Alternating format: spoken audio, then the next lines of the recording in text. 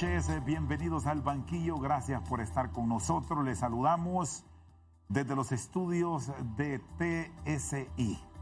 Hoy vamos a hablar de los lenguajes diplomáticos, de cómo debemos mantener las relaciones con nuestros principales socios comerciales en un momento de mucha crisis en el mundo por los conflictos que se han venido registrando en los últimos tiempos y más con lo que pasa ahora entre Ucrania y Rusia. Todo esto a continuación en un diálogo con el ex canciller de Honduras, el doctor Carlos López Contreras, a quien saludamos, doctor. Siempre es un gusto conversar con usted. Y ya vamos a tener tiempo de analizar algunas comunicaciones que se volvieron virales en las últimas horas.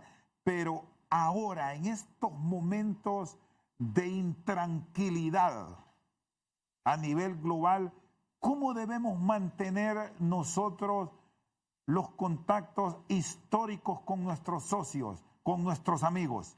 Buenas noches. Sí, muy buenas noches. Muchas gracias por la invitación. Los saludo muy especialmente y por su digno medio al pueblo hondureño que lo ve y lo escucha.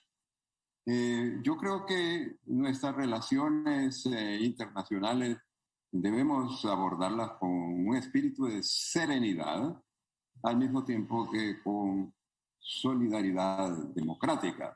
Vale decir de que somos un país que nos proclamamos como amantes de la democracia, respetuosos de la economía de mercado y respeto, desde luego, de los derechos adquiridos. En consecuencia, estos principios son fundamentales para consolidar nuestra relación con los países democráticos. Eso no quiere decir, Rosendo, de que nosotros como país no podamos sostener y cultivar relaciones con países que tienen concepciones políticas distintas, porque siempre hay un espacio para el comercio y para la cooperación. Pero fundamentalmente, como países democráticos, nuestro escenario debe ser cultivar fundamentalmente con nuestros socios comerciales, y por eso yo identifico pues Estados Unidos, América Latina, en Asia pues Japón, Taiwán, Corea, en otros países democráticos, e igualmente toda la Unión Europea y Reino Unido. Hoy en día vivimos en un mundo globalizado donde el mínimo error se puede magnificar y dependerá cómo se interpreta a nivel diplomático lo que está pasando a nivel de países en conflicto, a todo nivel. Bajo esos conceptos, ¿cómo debe mantener nuestro país esas relaciones con las naciones que históricamente se ha mantenido frente a la presión?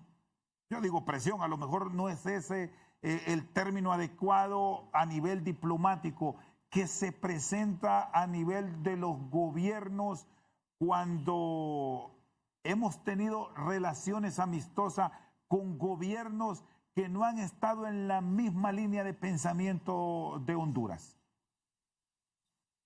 Sí, Rosendo, el mundo ha cambiado sustancialmente y eso tiene una repercusión extraordinaria sobre los estados y sobre los gobiernos e incluso sobre las personas, pero en particular el mayor beneficiario, creo yo, son los medios de comunicación, los periodistas, porque lo que antes era objeto de una conversación discreta, reservada entre representantes de gobierno, por lo menos desde que apareció la candidatura del presidente Trump, prácticamente todo se revelaba por la vía del tweet.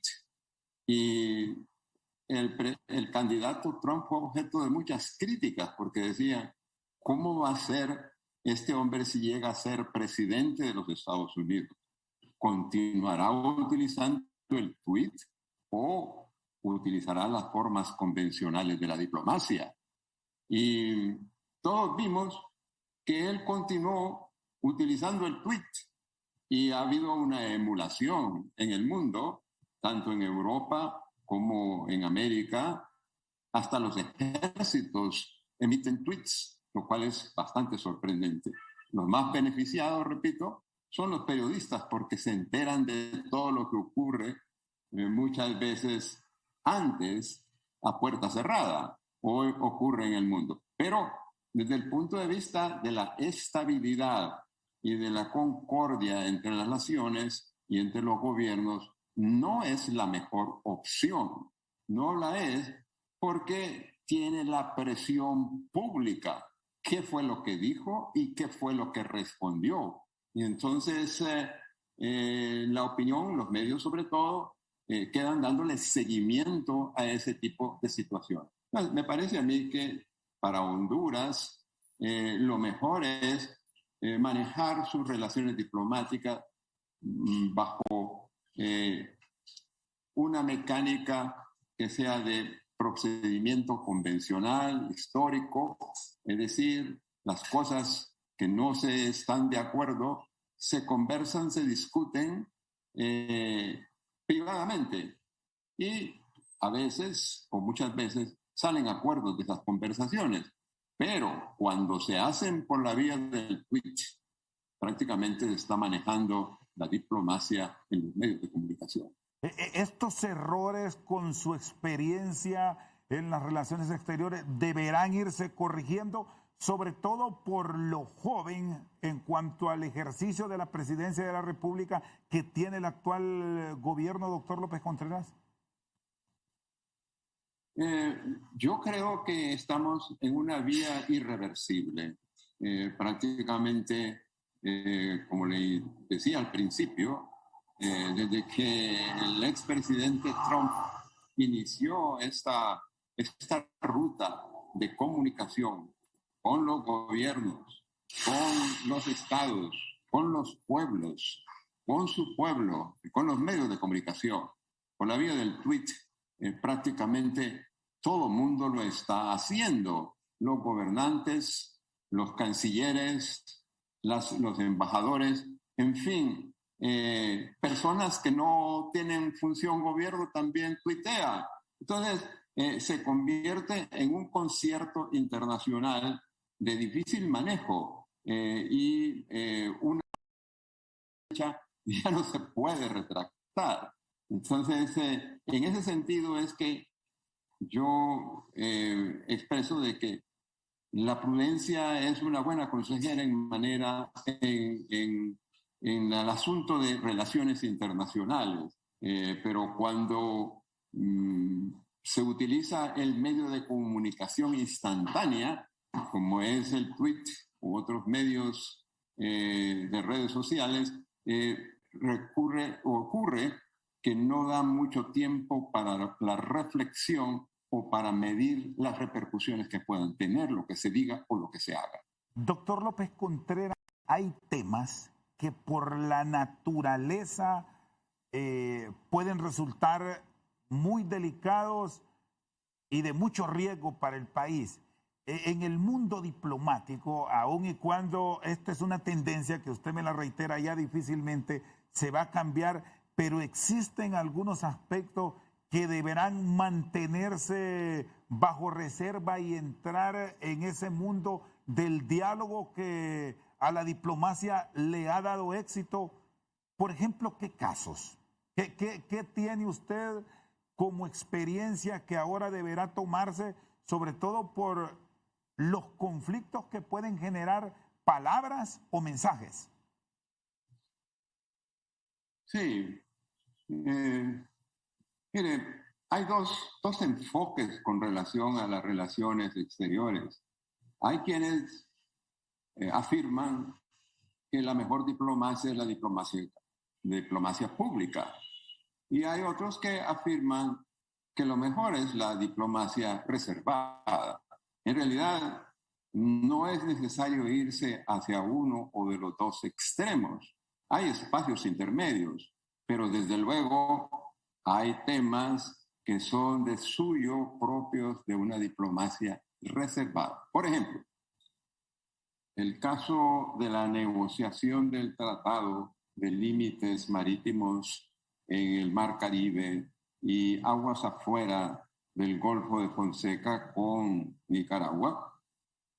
Tuvo un proceso de maduración de aproximadamente 6 o 7 años y, sin embargo, no trascendió. Inclusive la convocatoria que se hizo para a los medios de comunicación y a personalidades de la diplomacia hondureña, ex cancilleres, para que asistieran a ese acto que era muy esperado por los hondureños, por todos los hondureños, porque representaba, Rosendo, que Honduras afirmara su soberanía en el Océano Pacífico. Es decir, antes de ese tratado, nosotros teníamos una pretensión basada en un derecho en nuestra Constitución y en una agenda política de afirmación de Honduras en el Océano Pacífico. Y sin embargo, eso no era posible mientras no se concretara un tratado, ya fuera con El Salvador, que era el principal obligado de la sentencia de 1992 de la Corte Internacional de Justicia, o de Nicaragua, que era el otro participante a título de parte interviniente. Y sin embargo, aunque El Salvador se ha resistido por 30 años a negociar y suscribir un tratado de delimitación lateral con Honduras en el Océano Pacífico, Nicaragua, que tuvo una posición similar en el juicio y durante muchos años, al final llegó a la conclusión de que un Estado soberano que participa en el ámbito de las Naciones Unidas y se somete a la jurisdicción de la Corte Internacional de Justicia debe cumplir con las decisiones adoptadas en el marco de un juicio en el que ha participado. Y de esta suerte, lo que es Nicaragua convino con Honduras, después de mucho tiempo, como le digo, el Tratado de Límites en el Océano Pacífico. Hemos conocido un comunicado que El Salvador hizo circular en el mes de diciembre en el marco del Consejo de la Organización de Estados Americanos, donde rechaza el tratado entre Honduras y Nicaragua, lo declara inválido y lo dice que está viciado de nulidad y que viola determinados principios de la sentencia de la Corte Internacional de Justicia. Eso para mí es inaceptable, puesto que no tiene ningún fundamento en lo que dice, por un lado, y por otro, no tiene la autoridad moral para criticar un tratado de esta naturaleza cuando ha rehusado darle cumplimiento a una obligación establecida en la sentencia de la Corte Internacional de Justicia. Muy bien, está con nosotros el doctor Carlos López Contreras, ex canciller de la República, esta noche en Al Banquillo. Vamos a una pausa, ya seguimos con más.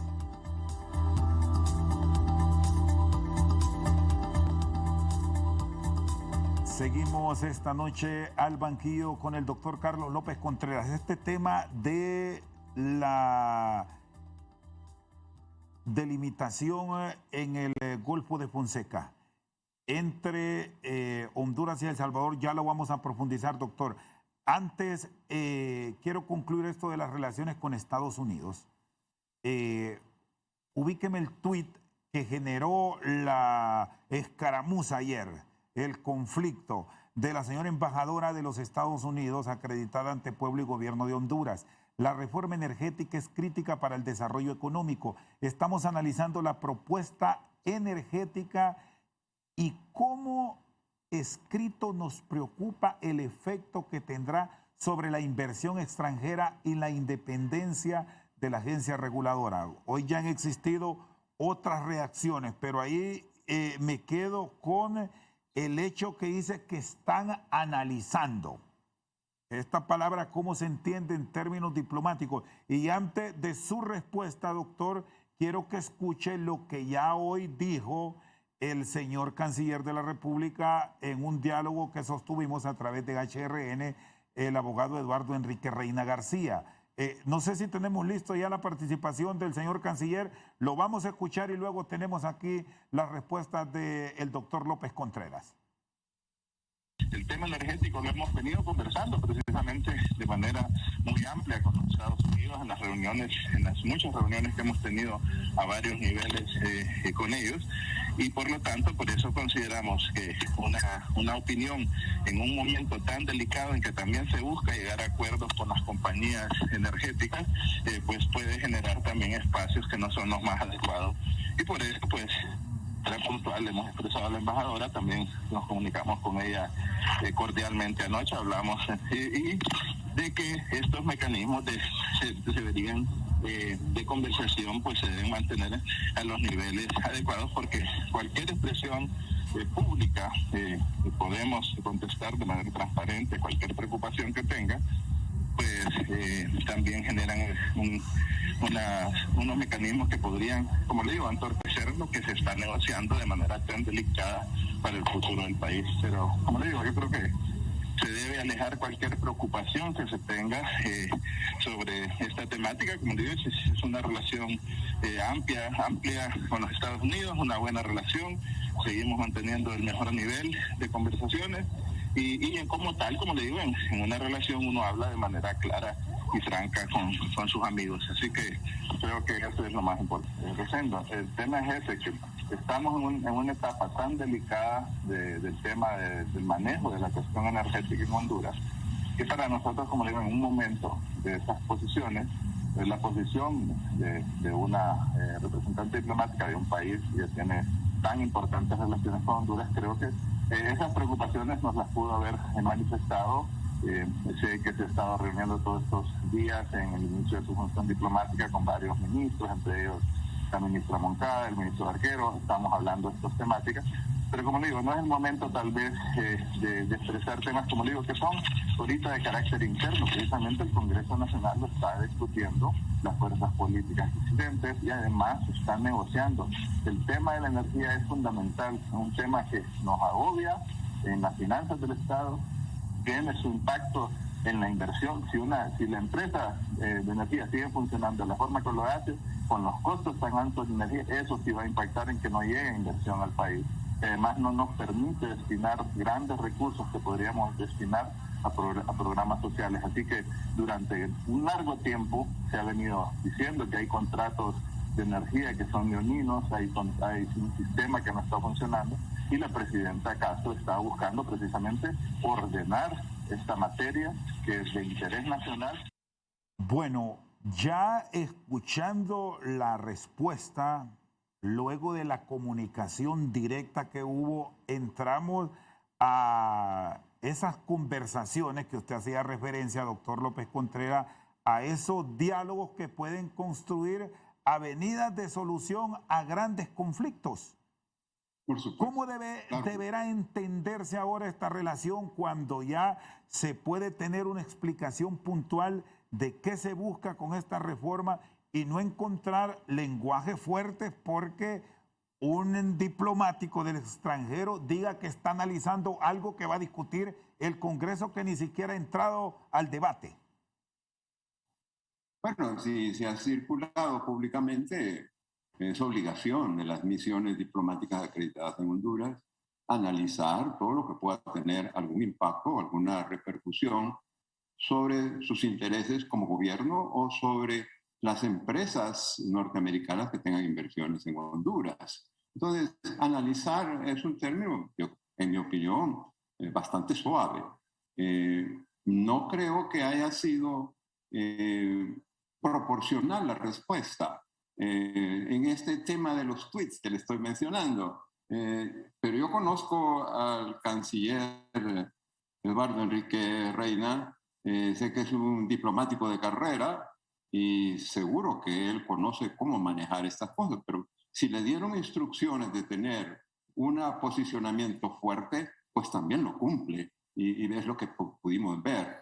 Pero sobre todo creo que es preferible las conversaciones privadas para evitar que haya una especulación sobre el alcance de cada palabra o de cada concepto que se diga en un tweet. Afortunadamente son temas que están en agenda para ir al Congreso, y allí habrá pues un seguimiento a ese tema y podrán tener conversaciones de embajada a gobierno, y ya veremos cuánto tiempo tarda esto y qué ejecución tiene la propuesta del gobierno, porque una cosa es lo que manda el gobierno y otra cosa es la que aprueba el Congreso, muchísimas veces. Entonces, creo que es interesante el tema y es buen motivo para hacer una reflexión sobre el alcance que puedan tener esas afirmaciones en ese medio modernísimo, provenga de la Cancillería, de las embajadas o de Casa Presidencial. ¿Y cómo se deberá orientar ahora mismo este diálogo, este acercamiento con Estados Unidos? Porque no va a faltar quien diga, ustedes es que son gringueros. Esa es la palabra del común que escuchamos también a través de los famosos tweets, sobre todo para mantener esa relación armoniosa que así se ha planteado, y lo podemos observar en una toma de posesión con la presencia de la vicepresidenta de Estados Unidos, por todo lo que puede existir de una muy buena relación entre Honduras y Estados Unidos, porque más allá de este tema energético, hay que recordar que está el tema del TPS, el tema del apoyo del gobierno de los Estados Unidos, del Departamento de Estado, para muchos programas para nuestro país, de la ayuda que se proporciona a través de la Agencia Internacional para el Desarrollo, AID, solo para citar algunos de los históricos compromisos de buena vecindad entre ambas naciones. Efectivamente, Rosendo, ha pasado mucho en los últimos años. A veces olvidamos incluso la pandemia. Ya hay una tendencia a olvidarse de la pandemia, de los 2 huracanes que impactaron sobre Honduras, de la Comisión Internacional de Reconstrucción que se trató de establecer en Europa, y la conveniencia por la relación cercana con Estados Unidos, y de que en Washington están la mayor parte de los organismos financieros, que hubiera sido una buena oportunidad para pedirle al gobierno de los Estados Unidos, con motivo de la visita de la vicepresidenta, que Estados Unidos moderara o coordinara la Comisión Internacional de la Reconstrucción de Honduras. Hoy, varios años después del huracán, con la guerra entre Rusia y Ucrania, ese tema como que pasa a segundo plano internacional, y esa es la gran preocupación. Y nos quedamos realmente ayudándonos nosotros mismos para la reconstrucción. Entonces, la relación con Estados Unidos, sobre todo conociendo un poco la disposición que han dicho que tienen con Honduras de estimular la inversión privada, porque realmente un país no se desarrolla, Rosendo, a base de cooperación, se desarrolla a base de inversión productiva, porque la inversión productiva genera oportunidades de trabajo, dinamiza en la economía, hay más gente pagando impuestos, y eso repercute en el Estado porque puede recoger recursos para invertir en desarrollo social.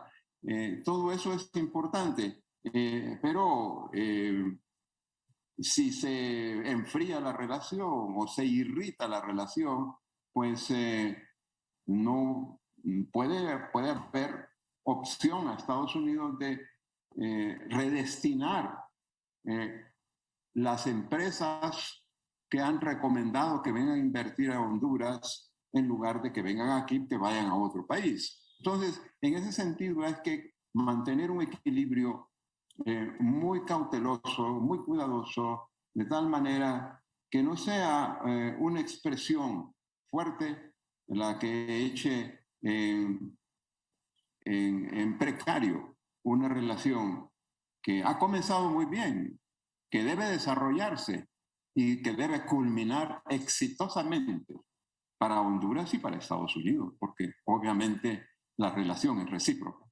Sí, doctor López Contreras, para no vernos muy ofrecidos a esta relación con Estados Unidos, ¿cómo se deberá ir construyendo toda esta relación que es reciente a nivel de un alto funcionario? Debemos decir, después de muchos años, tenemos un embajador de nuestro principal socio histórico.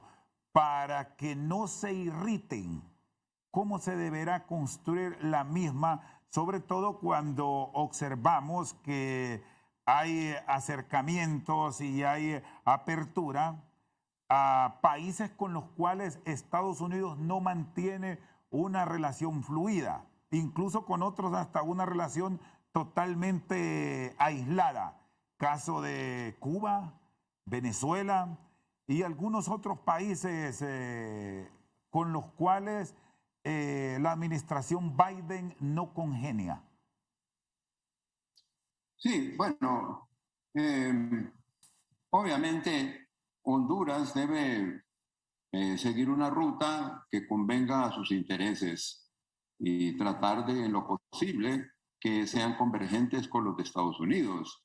Eso no significa que Honduras va a atender todos los requerimientos de Estados Unidos en materia internacional, pero precisamente por el hecho de que Honduras tiene relaciones ahora con Venezuela, con Cuba, con Rusia, es posible que pueda ser un interlocutor válido para Estados Unidos, porque definitivamente en Moscú, en Caracas, en La Habana, pueden dialogar y analizar y ver cómo pueden sacar mejores beneficios para la democracia, para los derechos humanos, el fruto de la relación bilateral entre Honduras y Estados Unidos. ¿Cómo se puede cooperar sin intervenir abiertamente en esos países a fin de que puedan emerger espacios democráticos, libertad de expresión y, en definitiva, espacios de libertad para los pueblos que están sometidos a regímenes que por lo menos podríamos decir, sin ofender, autoritarios? Muy bien, está con nosotros el ex canciller de la República, Carlos López Contreras. Una pausa, ya venimos con más.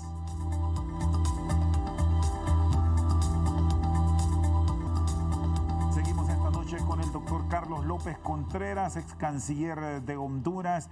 Ahora mismo la situación de país que ha heredado la administración actual no es la mejor. La situación económica es crítica. La lucha contra la corrupción es otro de los flagelos a considerar. Aquí el apoyo de los países amigos es fundamental.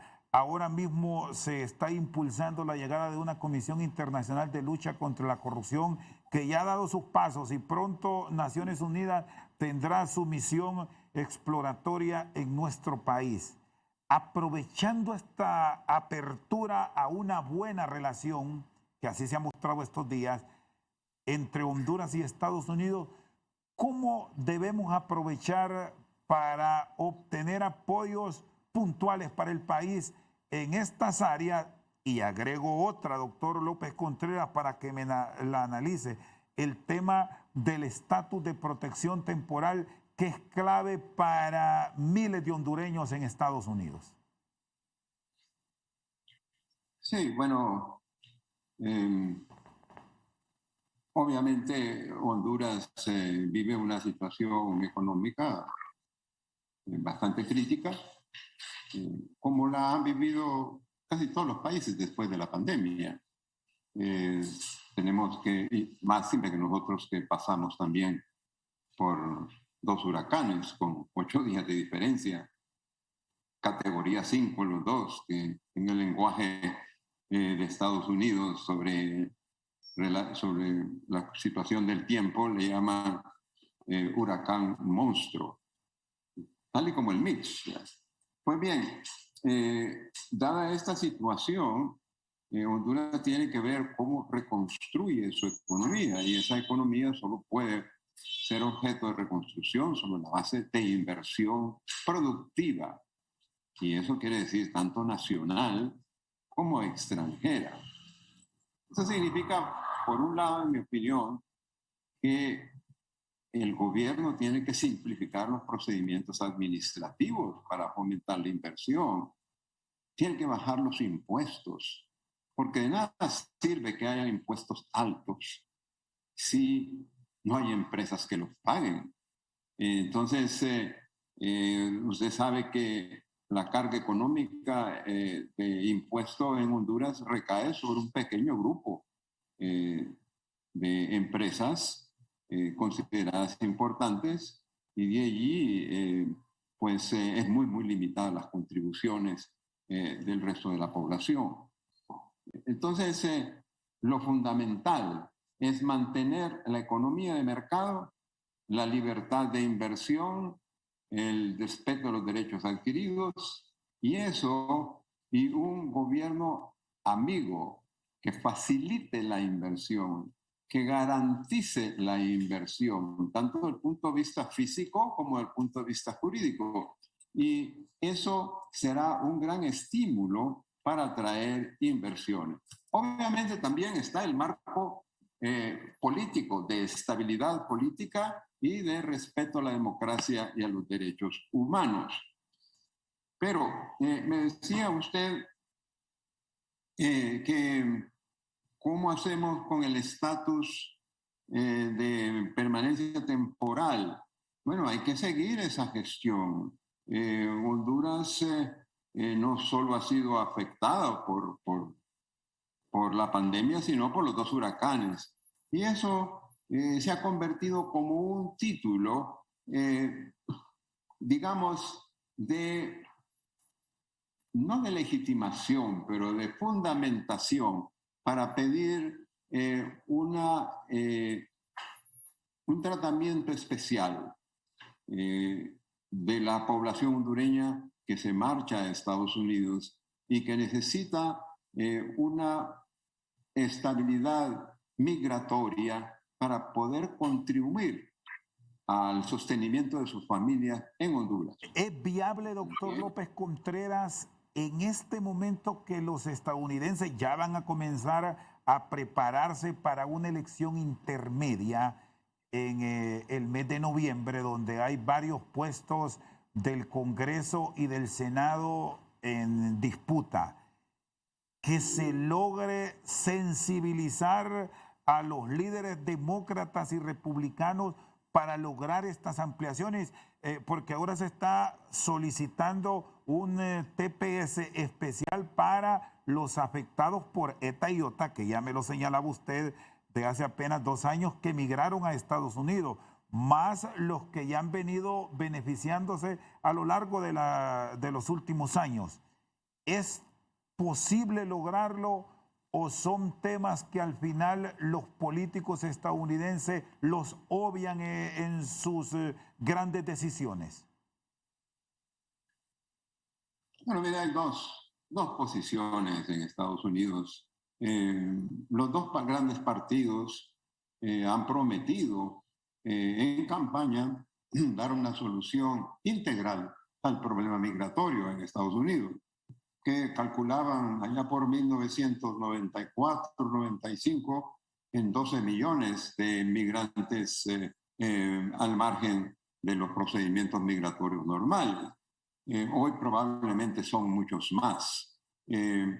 Pero Estados Unidos es un país que cuando esos partidos han llegado al poder y han tenido una mayoría en el Congreso, en ambas cámaras, han tenido la posibilidad de establecer un régimen integral para esa población migratoria al margen de la ley.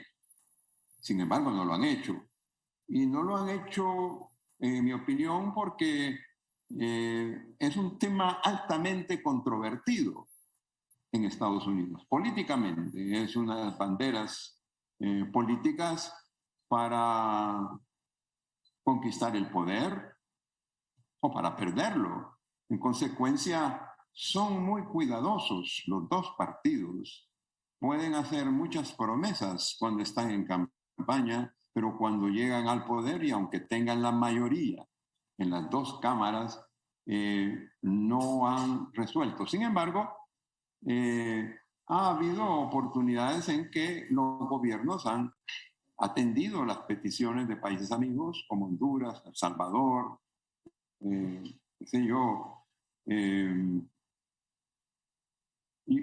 incluso de Nicaragua, porque la población o bien huye por temor, por la inseguridad, o huye porque peligra su vida por las circunstancias de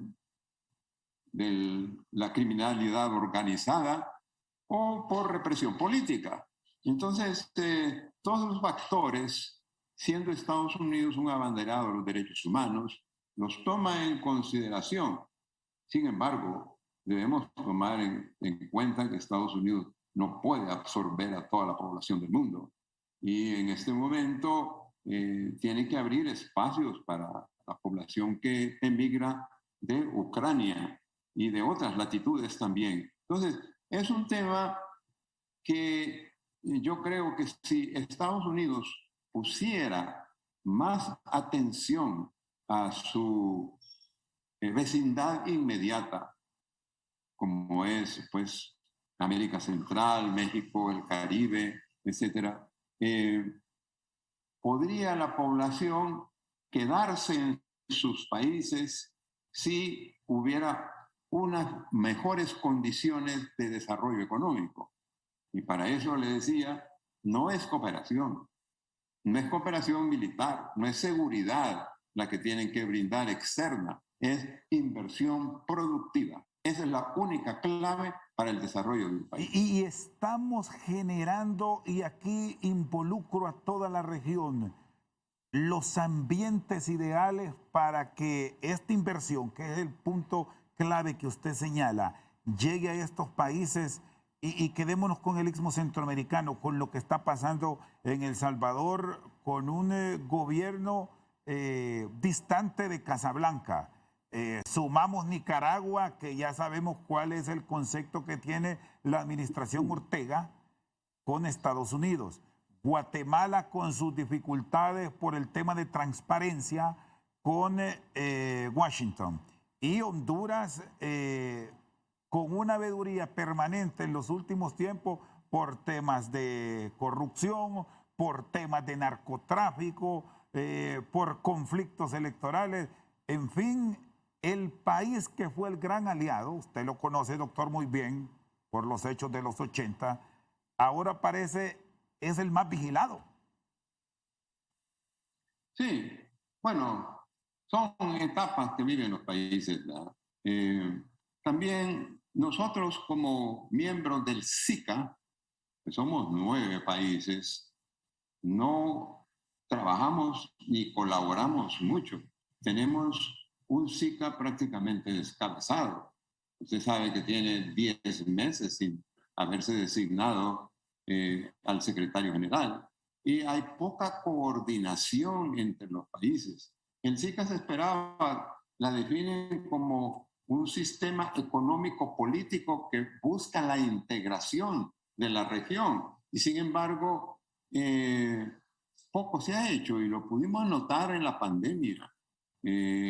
Antes, durante la crisis de los 80, se hablaba de tener stocks de víveres, de medios para ayuda en casos de conflicto o para casos de circunstancias imprevisibles como puede ser un terremoto, como puede ser un incendio incontrolable o como puede ser un huracán, en fin. Tendrían que haber stocks colectivos utilizables para todas las poblaciones, preferiblemente los que estuvieran en una situación de emergencia. Y sin embargo, eso no se vio durante la pandemia. La colaboración del SICA fue marginal. Fue el Banco Centroamericano de Integración Económica como institución pues, prácticamente independiente del SICA la que mostró su capacidad de cooperación con los gobiernos. Entonces, esa falta de integración, cuando usted sabe muy bien que Europa y Estados Unidos nos ven como región más que como países individualmente considerados, mientras esa interrelación, esa unión aduanera de que se ha hablado por tantos años, desde el 91 en que se retomó la integración, llegan dos gobiernos y dicen, mañana hacemos la unión aduanera. Pasa el tiempo y se olvida. Luego, otros dos gobiernos hacen la misma promesa internacional, pasa el tiempo y se olvida. Entonces hay que comenzar de nuevo. Yo creo que el SICA ya llegó a la tercera edad y como tercera edad debería tener una madurez y una capacidad de trabajo y de desarrollo. Le digo eso porque los inicios del SICA o de la integración fueron anteriores a la Unión Europea. Mire dónde está la Unión Europea y dónde nos... En Centroamérica, República Dominicana, Panamá y Belice. Muy bien, entonces, está con nosotros el ex canciller de la República, el doctor Carlos López Contreras. Vamos a una pausa, ya regresamos con más.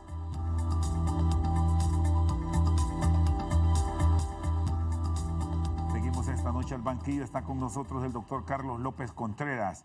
Hablando de cambios, es tiempo para pensar en una reestructuración íntegra en el servicio exterior, sin baches y hasta componendas. Doctor, usted que es un diplomático de carrera y un asesor permanente en asuntos internacionales, el hecho de que hayan prácticamente generado un blindaje a quienes han estado en el servicio exterior sin carrera, pero que ahora le limita impulsar grandes transformaciones a la actual administración como parte de malas herencias que se han dejado de gobiernos pasados y puntualmente el último gobierno. Doctor López, ¿qué visión tiene? Mire, la ley del servicio diplomático y consular, aprobada en el 2013 y con ciertas reformas en el 2014, no reconoce estabilidad o permanencia de nombramientos políticos. Únicamente reconoce como miembros de la carrera diplomática aquellos que han pasado por un proceso de formación, exámenes y que son integrados mediante acuerdo del Poder Ejecutivo a la carrera diplomática. Ahora, a lo largo de 40 años, hemos tenido dos leyes del servicio diplomático y consular, pero los gobiernos no siempre los han respetado. Los gobiernos tratan de ubicar personas que son activistas o parientes de personas políticas con cierta relevancia en posiciones en el extranjero, sea para que vayan a estudiar, sea porque tienen la voluntad de vivir fuera. Curiosamente, no todo el mundo que aspira a ser diplomático de carrera lo es en verdad. Se lo digo porque durante exámenes que se practicaron en la Secretaría, en algún momento una de las preguntas que se les hacían a los aspirantes era, ¿por qué quiere usted ser diplomático? Y una respuesta muy, muy recurrente era, porque quiero vivir en el extranjero. Entonces, eso no le da una idea de identificación con el país. Y desde luego eso produce una situación que los que salen al exterior ya no quieren regresar a participar en el servicio interno, porque los salarios son mejores fuera, las condiciones de seguridad y probablemente de salud son mejores afuera que en Honduras. Y la intensidad del trabajo no es tan fuerte en el extranjero como en el servicio interno. Entonces, eso le da a usted la idea de que el que no es un diplomático de carrera quiere o ha querido convertirse en diplomático de carrera, aunque sea a la fuerza. Es decir, doctor López Contreras, que ahora mismo que se esperan remociones, que se esperan movimientos, perfectamente a nivel de consulados, y me voy a quedar con los consulados, que es donde más frecuente escuchamos quejas de que no se les atiende bien, de que no se les ve bien. Perfectamente la actual administración puede hacer cambios, porque el cónsul es excepción de la regla que sea diplomático de carrera. Normalmente llegan a estos cargos por aspectos de amistad, aspectos políticos. A veces ocurre, pero ahora ya no. Ahora hay una equiparación entre una categoría de funcionario diplomático de carrera y consular de carrera. Los dos se consideran de carrera y normalmente designan personas que han pasado por los exámenes. Ahora, el hecho de que hayan personas en un cargo no quiere decir que sean inamovibles. Cierto, la ley dice que pasarán 3 años fuera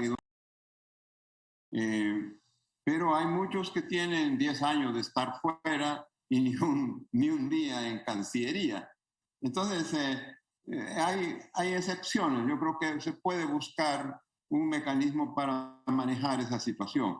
Ahora, lo cierto es que los gobiernos, cuando asumen el poder, deben tener muy claro qué es lo que van a hacer con el servicio exterior, porque desde luego un nuevo gobierno lo que quiere es tener personas de su confianza para el manejo de una relación política con un gobierno extranjero. Entonces, lo que hacen es, inmediatamente que toman posesión, comunican que van a ser objeto de cambio, rotación o retorno a Tegucigalpa funcionarios que están en una misión, si son de carrera. Si no son de carrera, pueden ser cesados simplemente.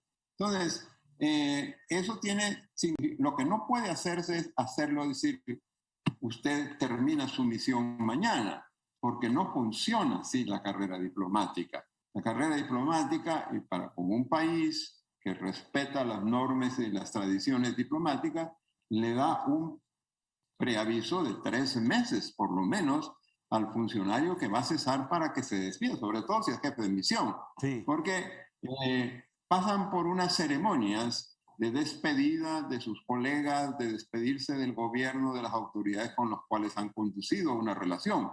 Entonces, si el gobierno es dirigente y comunica inmediatamente, pues los embajadores están sabidos, ¿verdad?, que perfecto, van a cesar y comienzan su proceso de despedida y romper sus contratos de alquiler de casa, de lo que sea, ¿verdad? Con el fin de salir normalmente con mucha altura. Sí, cierro con usted, doctor López Contreras, con el tema del Salvador, que me quedó pendiente. Ya se había logrado concluir este proceso con Nicaragua. Estamos hablando del tema del Golfo de Fonseca. La administración Bukele ya me explicaba que lo ha desconocido. ¿Cómo se deberá trabajar para ese respeto de soberanía marítima que le permite el acceso libre sin ningún problema a Honduras, al Océano Pacífico? Sí, déjeme decirle que lo que tenemos es un tratado, pero para que ese tratado tenga eficacia y reconocimiento internacional, debe aprobarlo Honduras. Si Honduras no lo aprueba, no podemos invocar los beneficios del tratado. Si el Congreso Nacional no lo pone en agenda y no lo aprueba, equivale a renunciar a la soberanía hondureña que le da ese tratado en el Océano Pacífico. Entonces, a mí me parece que es un tema fundamental. Lo que diga El Salvador realmente es irrelevante, porque es una relación bilateral entre Nicaragua y Honduras. Ellos pueden objetar y decir lo que quieran como ya lo hicieron, pero no afecta la relación bilateral. Quien tiene que actuar es el Congreso Nacional de Honduras, aprobando el tratado y seguidamente el gobierno hacer el intercambio de instrumentos de ratificación con el gobierno de Nicaragua. Solo entonces podrá Honduras decir, soy soberano en el Océano Pacífico. Si no lo hace, es como una renuncia a su soberanía en el Océano Pacífico que le da el tratado entre Nicaragua y Honduras. Muy bien, doctor, le agradezco su tiempo, muy amable. Le agradezco mucho la invitación y saludos a su inmenso auditorio. El doctor Carlos López Contreras, ex canciller de la República, con nosotros esta noche al banquillo. Por su sintonía, muchas gracias.